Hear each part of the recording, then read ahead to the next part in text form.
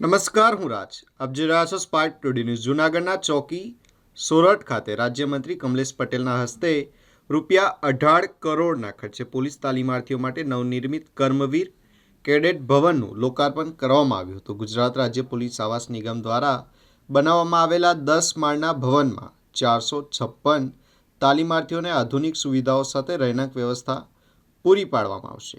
આ પ્રસંગે રાજ્યમંત્રી કમલેશ પટેલે પોલીસ જવાનો માટે આગામી સમયમાં 20,400 આવાસો બનાવવાનો રાજ્ય સરકારનો માસ્ટર પ્લાન તૈયાર કરવામાં આવ્યો હોવાનું પણ જણાવ્યું હતું. જૂનાગઢના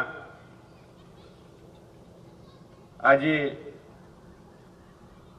સોરઠ ચોકી વિસ્તારમાં આજે કર્મવીર ભવનનું જ્યારે આજે લોકાર્પણ થઈ રહ્યું છે ત્યારે આ લોકાર્પણ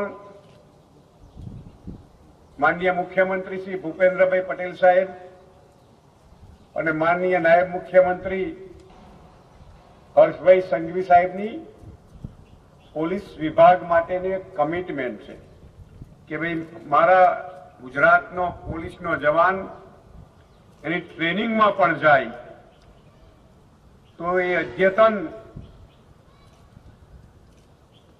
ભવનમાં ટ્રેનિંગ રહે